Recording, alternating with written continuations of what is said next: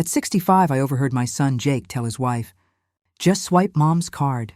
She's got 700 grand parked in that account." In that heartbeat, I understood the 18 years I'd spent under their roof in Knoxville, Tennessee, weren't a home. They were a velvet-lined cage. What I did in the next 48 hours lit a match under the whole family and set my life ablaze in the best possible way. I was elbow-deep in sudsy water at the kitchen sink, scrubbing russet potatoes for supper, when Jake's voice knifed through the pine panel wall. "Babe, Mom won't even notice. 700 large, just sitting there." The paring knife slipped from my grip and rang. Against the stainless steel like a church bell at midnight, my pulse hammered. So loud I swear the rooster clock on the wall skipped a tick. 65 years of breathing Tennessee air, 45 of them spent hunched over sewing machines at the hosiery mill, bleaching motel sheets off Kingston Pike, flipping burgers for Friday night football crowds. Every dollar in that account carried the sting of bleach, the ache of bunions. The hush of prayers whispered over unpaid bills, and my only boy just handed it away like pocket lint. "You sure she won't pitch a fit?" Brittany's honey-dipped drawl floated in. "Fit?" Jake snorted. "She lives here scot-free, eats our groceries, runs our AC. It's the least she can do. Besides, she's old. What's she hoarding it for? Her pine box? Old, free, least she can do, each." Syllable landed like a slap from a cold hand. I gripped the counter until the formica groaned and the mountain sunset bleeding through. The window blurred into watercolor. I would not cry. Not yet. I'd already watered that house with 18 years of silent tears. 18 Tennessee autumns ago, I sold my little brick ranch on Magnolia Avenue. 2 bedrooms, 1 clawfoot tub, a porch glider where I rocked Jake through ear infections, so he and Brittany could afford the down payment on the Cedar Shake Colonial with the sugar maples out front. 2 years. "Mom," he'd sworn, eyes shining like 4th of July sparklers. Interest included. 18 football seasons later, the only thing that came back was silence. 700 grand, Brittany squealed. "That'll gut the kitchen and get us that leather sectional from Ashley Furniture." "Exactly. You deserve quartz counters, babe. And I want the reclining one with the cup holders," they laughed. Scrolled, dreamed of farmhouse sinks while I stood invisible at the sink, peeling potatoes for their supper, reduced to a human piggy bank. I dried my hands on the faded dish towel, walked to the doorway, and leaned against the jamb. There they were on the microfiber sectional, Jake thumbing through his phone. Brittany curled against him like a cat in sunshine, my son, my only child, the boy I raised alone after his daddy lit out for Nashville with a waitress named Tiffany with an I, the boy I waitressed double shifts, to send to Farragut High, the boy I hemmed prom gowns till dawn to put through UT engineering. Now, a 40-year-old man calling me old and useless. Before the coffee got cold, I finished. Supper on autopilot, mashed potatoes, green beans with bacon, skillet cornbread, set the table with the Corelle I bought at the Kmart Blue Light Special in '98, and watched them eat without looking up. "Mama, the cornbread's crumbly," Jake muttered. "Sorry, sugar. Next time I'll add more buttermilk." Brittany rolled her eyes so hard the chandelier trembled. After dishes, I locked myself. In the back bedroom, really a glorified closet with a twin bed and a rod for hangers, sat on the chenille spread, and called the credit union. "Knox Heritage Credit.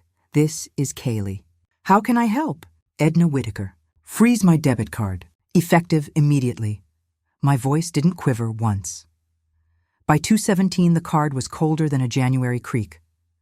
By 3:03, Brittany was screeching in the Turkey Creek Target lot, arms full of throw pillows doomed to stay on the shelf. By 4 Jake had blown up my phone with 17 voicemails that climbed from worry to fury. I answered on the 5th. "Mama, where are you?" "In my room, son. Why?" "Brittany's stranded. Your card's declined. Did you block it?" I let the silence stretch until it snapped. "I blocked it," I said, calm as creekstone. "Because it's my money and nobody asked." "How could you?"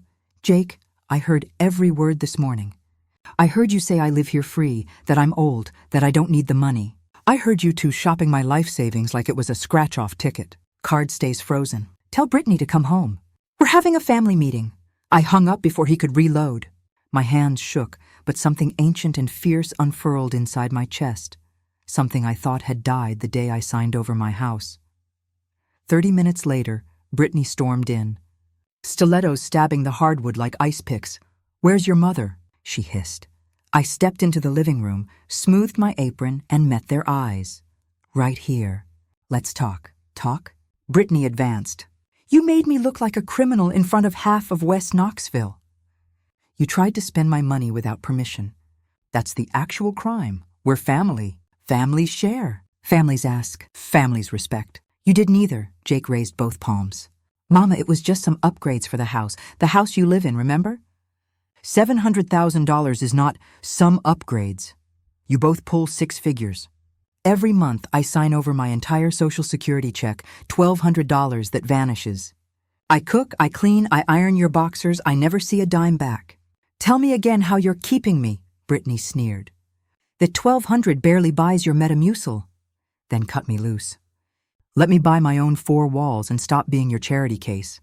They swapped a glance, panic flickering like a bad fluorescent bulb. "Mama, nobody called you charity," Jake said, voice paper thin. "You called me old and useless at 9 o'clock this morning." Brittany folded her arms. "Face facts, Edna, you've got no one else. Your friends are all widows or worse. What are you gonna do? Eat lean cuisines alone and die in some sad senior apartment?" I looked her square in the mascara. "I'll take lonely and peaceful over surrounded and miserable any day." Brittany barked a laugh. "So dramatic. We give you everything. You give me contempt with a side of Wi-Fi." Conversation over.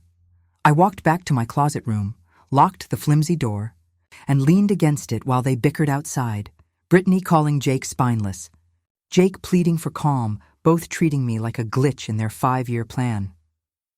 I dialed Ruth Ann. "My best friend since we pulled cotton together in '74, Edna? It's 9 o'clock. What's wrong?" I shattered. I told her everything, every dagger, every frozen second. I cried like the night Mama's casket closed. Ruth Ann listened until I ran dry, then said, "Tomorrow morning you pack 1 suitcase and come to my place. The sofa bed's yours till you're on your feet. That house is murdering your spirit." I didn't sleep. I stared at the water stain on the ceiling and replayed every sacrifice. I remembered selling my Magnolia Avenue ranch, painted the kitchen sunflower yellow, hung a porch swing where fireflies danced. I remembered handing Jake the cashier's check for $200,000. 2 years, Mom, I swear. 2 became 18. The loan became a favor. The favor became, "You've got a roof, that's worth more than money." Dawn spilled peach light over the Smokies. I showered, dressed, packed 2 suitcases, cotton dresses, orthopedic sneakers, photo albums, the deed to a life I was about to reclaim. I cooked breakfast, cathead biscuits, sawmill gravy, scrambled eggs, but I didn't stay to serve. I left the house key on the quartz island beside a note in my careful Palmer penmanship. "Jake, I'm leaving the house that was never home. My value is not my bank balance. When I'm settled, I'll send an address. I love you, but I'm learning to love me more. Mom, I ordered an Uber. Old Mr. Hargrove next door was watering his prize roses. Mornin', Miss Edna, goin' somewhere?" "Headin' toward daylight, Mr. Hargrove." The driver lifted my bags like they were Sunday hats. As Cedar Bluff Road disappeared in the rear view, I rolled the window down and let the Cumberland wind slap me alive. Ruth. Anne met me at her little garage apartment off Paper Mill Drive with a mason jar of sweet tea and a hug that smelled like Jergens and cornbread. The place was 12 by 12, hot plate, shower the size of a phone booth, 1 window full of sugar maples turning scarlet, but the air tasted like freedom. Jake called 47 times in 48 hours. Saturday, I finally answered. "Mama, where are you?" "We came home for lunch, and you were gone. Your note, please call." I texted back, safe, happy, buying my own place. "Address coming soon, Edna that." Afternoon, Ruth Ann and I condo hunted like teenagers. Skipping study hall. First one. Dungeon dark. Second, reeked of mildew and broken. Dreams, third, perfect, until. I counted 5 flights and felt my knees file a complaint. Fourth, Third floor, Dogwood Trace, overlooking the pond in Lakeshore Park. Sunshine poured through the south window like melted butter. 300 grand cash, the realtor said. Keys Friday. I walked the empty rooms. Palms brushing walls that would never echo someone else's rules. I'll take it. Monday, I wired the money. Tuesday, I bought curtains the color of Riverstone. Wednesday, I scored a walnut drop-leaf table at the Goodwill on Kingston Pike for $30. Thursday night, Jake showed up at Ruth Ann's, eyes red. Vol's cap backwards. Mama, Brittany left. Took the Labradoodle and the Nespresso. Turns out she only wanted the lifestyle, he tried to grin. Guess you called it. I studied the boy I'd raised alone after his daddy ran off with a honky-tonk singer. I'm sorry for your hurt, I said. But I'm not coming back. Friday, I wore my Sunday dress, navy with white dots, and met Ruth Ann at the title office on Gay Street. The seller, Mrs. Ledbetter, a spry 72-year-old widow, shook my hand like we'd stormed Normandy together. We signed papers until my wrist cramped. When the notary slid the keys across the oak table, my hand shook once. That night, Ruth Ann, and I scrubbed the condo till it gleamed like a new dime. Saturday, her nephew Boone brought a pickup and 2 cousins. Any friend of Aunt Ruth rides free, just cover the gas. I pressed 200 into his palm anyway. By noon, the UE place was furnished. Thrift store sofa the color of Riverstone, walnut table, brand new sheets Ruth Ann gifted for fresh beginnings. My first official night as a homeowner, I brewed chamomile on my own stove, sat on my own balcony, and watched lightning bugs stitch the dark over the pond. No footsteps. No sarcasm. Just the hush of my own life. Sunday. Jake came alone with a paper sack. Sunripe peaches, heavy cream, white lily flour. Remember how you love cobbler? He mumbled. We sat on the balcony till the sky went lavender, he cried. I listened. Therapy starts Tuesday, he said. Gotta unlearn some ugly things. I squeezed his hand. Healing's a two-way street, son. I'll walk it with you, but I won't lose myself to get there. 1 year later, my balcony overflows with cherry tomatoes and purple basil. I walk the park loop every dawn, nodding to the same joggers, the same golden retriever. Wednesday lunches rotate. Ruth Ann's chicken salad 1 week. My shrimp and grits the next. Jake visits every other Sunday. Sometimes we talk. Sometimes we just drink coffee and watch ducks. He's learning to ask before he assumes.